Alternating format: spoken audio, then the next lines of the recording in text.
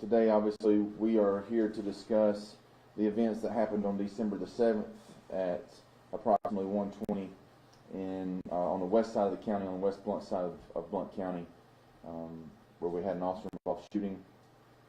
On that date, on December the 7th, we received a call, a 911 dispatch received a call wanting a welfare check done on a Miss Rebecca Seals. That caller, when they called, stated that they were told that she was being assaulted or had been assaulted and was being held against her will, and they wanted a welfare check done at 15 Dogwood Lane, and that's a Hayden address. My deputy received the call, and I'm very, very thankful today for Hayden Police Department. They are always very willing to go and back up our deputies and assist on anywhere on the west side of the county. Has nothing to do with jurisdiction. Hayden is always very willing and able to go help our deputies on that side, and so Hayden PD responded as well. My deputy and the Hayden police officer received the call and arrived on the scene at the same time. And when they got there, my deputy and Hayden PD went around to, when we answer calls, whether it be just a simple harassment call to the worst calls, we try to find the path of least resistance, or the door that's most used and most common to a residence. And so my deputy and the officer did that, went to what appeared to be the door that is used the most at this residence, which is the back door. My deputy knocked on the back door and stepped off the porch. It's just 2 steps onto this back porch that's covered. My deputy stepped back, and from the inside of the house heard, "Who is it?" And my deputy called out Bloiunt County Sheriff's Office, and there was a few moments of my deputy talking through the door or talking through the wall with someone inside. I viewed the body cam footage, and you can't make out who it is that my deputy is speaking to, but obviously my deputy is communicating with someone inside the house, trying to get a welfare check on Miss Rebecca, and the deputy had asked for that name several times.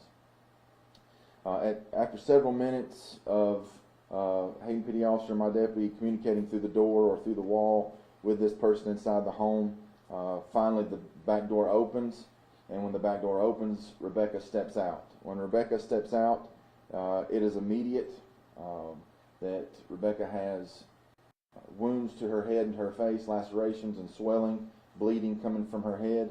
So it is obvious that the caller that called for a welfare check was justified in calling us, because it was not a hoax, it was real.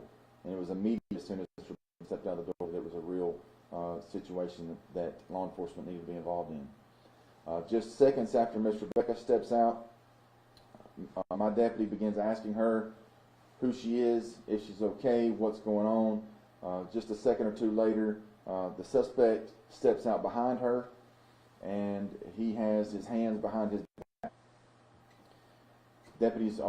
My deputy and Hayden PD are trying to communicate with Miss Rebecca, and it was a matter of just a second or two that our offender pulls a handgun out from behind his back and points it at Miss Rebecca and says the words, kill me dead." My deputy and the officer made at least 6, that I counted by viewing the footage, at least 6 attempts, giving him loud verbal commands to drop it. Law enforcement is trained to draw their weapon, address the threat, and to try to create a gap between ourselves and the offender. There was an attempt to do that whenever they were yelling for him to drop it, but he never would drop the weapon. At that point, our officer, my deputy and the Hayden officer, had no other choice but to engage the suspect.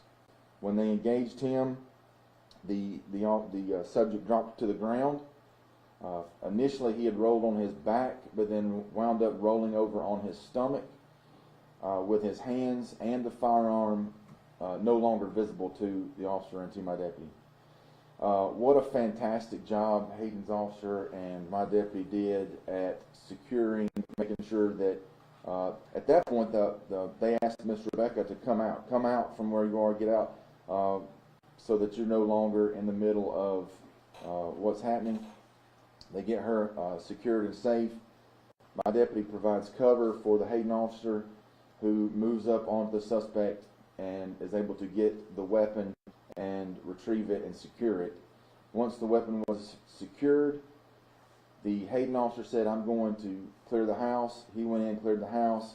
My deputy immediately began first aid. As soon as Hayden's officer cleared the house, he came out and jumped in with both hands, providing first aid as well. It was an amazing example of professionalism and duty that these law enforcement officers displayed and exemplified this day on the scene, because not only did they save their own life, they saved the life of Miss Rebecca and did everything they can, even after engaging the suspect, to save his life.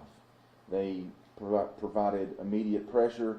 My deputy ran to her car, got her first aid kit, brought it out to the scene, and they began pressure. They began everything they could with all the training that they had to provide first aid and care for the suspect who was wounded. Before the first aid began, my deputy, as well as Hayden's officer, attempted to make contact with our dispatch via radio. Radio communication failed. It failed my deputy, it failed our officers on the scene that day because they both tried to get out to advise dispatch. Shots had been fired, suspect was down, send us medical care, and immediately. You could hear on the body cam footage that I viewed, you could hear them pushing the button, and all you could hear was the busy tone that they get whenever they're not able to get to our dispatch and communicate with them. You could hear that busy tone while the Hayden officer continued to keep his weapon on the suspect. My deputy pulled her cell phone out, called dispatch, and advised them that we need medics. Shots fired, officer down, or not, shots fired, suspect down. Send us medics, send us supervisors and investigators. So it was an immediate response because of their training, because of a good cool head, a professional demeanor. They were able to communicate back to dispatch what they needed, which was able to get them the help that they needed much quicker. Again, going back to them providing first aid, they did everything they could with direct pressure, did everything they could with clotting bandages to try to get to save this man's life. But by the time the ambulance and medics had gotten on the scene, the suspect was deceased. Our suspect, who his name is Stephen Anthony Bentley, date of birth 12/20 of 1987, was no stranger to law enforcement, and this was an obvious, what we believe this to be a good shoot. We believe that everything that my deputy and the Hayden officer did, based off what I've seen from the body cam, I believe is justified, and I believe that that's what our officers are trained to do, and they did it, and they did it well. Aaliyah is now in charge of the investigation. They have taken over, and we'll have findings that will come out sometime. I'm not sure when, but I am confident that Aaliyah will see it the same way that I do. They will see it to be a good, justified shoot that saved lives and made a difference in our community. Again, I've asked Chief Chapman from Hayden PD to join me today. Chief, you have any words this time? The only thing I'd like to add, Thank you. the only thing I'd like to add, anytime there's a loss of life, it's a tragedy, regardless of whose it is. But at the end of the day, we are trained, and our officers are trained to always go home, and that's what they did. Amen. So I don't know anything else they could do after viewing the body cam videos. This is the second officer-involved shooting that we've had in Hayden in a year, and I don't know what you can relate it to more than a lot of its geography. We're in the far western edge of Bloiunt County.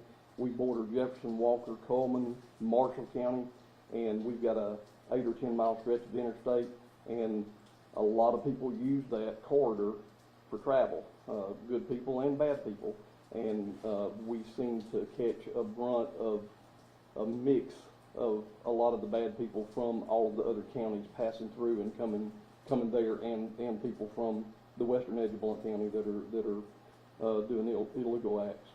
So, in light of the way things are nationwide and how they have been going for the last few years, I think there's been a trend, especially in the last 3 or 4 years, where there's been violence towards law enforcement officers, and there's been a lot of fault directed at law enforcement. But I can assure you, the last thing we want to do is be involved in a shooting or hurting anyone. But if that situation arises, we are always going to try to be the ones that go home. So. Chief, he's absolutely correct. We are very thankful that that my deputy and his officer are here today, and they are alive to be able to us to be able to see their cameras and us to be able to get their stories and talk to them about what happened that day. We're thankful for the protection that was provided to them, and just thankful today that we are able to bring those back to work eventually. Sure. Those, my deputy and as well as his officer, I'm sure, are on a leave at this time. Mine just came back. Just came back. So so his officer just came back to work. Ours is scheduled to come back on Friday, but I've reached out and told her, you just take all the time you need. Chief Chapman reached out to a peer support group that was able to come to the scene and to the Hayden that day. Actually, I'd like to brag on them. This peer support group is actually sponsored by the Alabama Chiefs Association, and they reached out to me while we were still on the scene of the shooting. I mean, they had a group there within an hour, and they do a fantastic job. They've got a network of people that are involved in this peer support group all over the state of Alabama, and they do an excellent job. Again, I'm very thankful for, I just want to speak on behalf of my deputy, because I was truly just very thankful for the actions of my deputy, for the way they presented themselves. This deputy is always in a good mood, always happy, always has a smile on their face, you know, and I've just been praying for ever since this sad event happened, that this not be something that steals her joy, or not be something that distracts her or discourages her from being able to do this anymore, because she is absolutely fantastic, and I'd take 20 of her if I could get, and she's only been on patrol less than 2 years, and just very thankful for her. And there are some awards that will be coming from her or for her soon. I don't want to put her name out right now, just because the case is still active, and I want to try to protect her as much as I can. But she is an absolute example of professionalism, and very thankful for her and her hard work and all that she does here for us at the Blount County Sheriff's Office and for the citizens of Blount County. At this time, I'd be welcome to take any questions. You said Bentley was no stranger to law enforcement. Can you elaborate on his background? I don't have a full history on everything that involved with him, but we are familiar with him and his address. His actually address that was on his driver's license was not a Blount County address, but we have dealt with him a few times recently. I have some information. Excuse me, I'm sorry. What little bit of information I do recall, he was on ankle monitor just up until November. It was taken off. I think it was for maybe a work reason, but he has numerous felony arrests, 2 for attempted murder. So he obviously has exhibited violence in the past. I think most of that occurred in Jefferson County. So this was not his first time being involved in something violent. Sheriff, was it both the Hayden officer and your deputy that discharged their weapons? Yes, that's correct. Both law enforcement officers on the scene engaged the subject. I also want to make mention that Miss Rebecca was not harmed during. She was very close to the action that was taking place, but she was not wounded during the altercation. She did not receive any wounds from law enforcement. All of her wounds were received from the decedent, and Rebecca was also treated on the scene and transported to a hospital local because of her injuries that she sustained. Based on the way you described, I may have missed the detail. The subject, did he indicate that he was suicidal? Like the officers were going to have to kill him? He did not say. There was no indication other than when he pointed the weapon. Obviously, he said, "Kill me, Dad." So to me, that seems pretty suicidal to me. How many shots were fired altogether? I can't say at this time exactly how many shots were fired. You try to count them while you're watching the body cam footage. All you can hear are the shots. There's no way of being able to know which one was Sheriff's Office, which one was Hayden PD, just by listening to it. I can tell you this, being in firefights myself, you never know exactly how many times you squeeze that trigger. You can count them the best you can, but at some point your audio and visual exclusion kicks in, and it takes a whole lot of training and a whole lot of experience to be able to know exactly how many times you fired in the midst of a firefight. But just in the middle of counting from the body cam footage, there was 6 shots maybe. More than 5, less than 15. Speaking of the footage, would you guys be willing to release that? Eventually, once we talk with Aaliyah and get their, because it's still, like I said, it's still an active investigation that Aaliyah is in charge of. I don't want to do anything to hinder their investigation that might keep them from being able to get all the facts and details. But eventually, I would be willing to do that.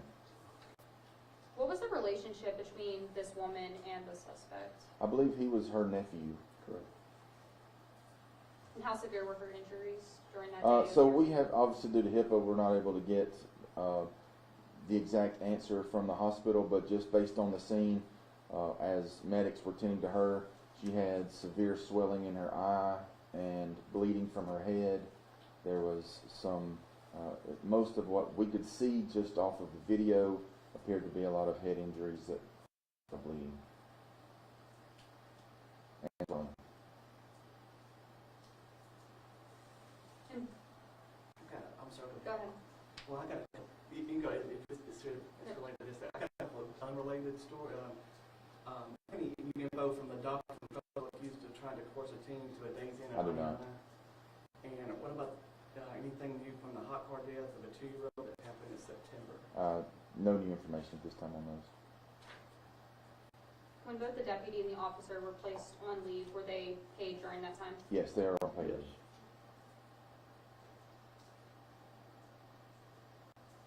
We again, I just want to reiterate that based off of what I observed and what I saw through the body cam videos, I 100% believe this to be justified and believe that Aaliyah will find that as well. Any more questions? I want to thank everybody for coming out today. Thank you for being here.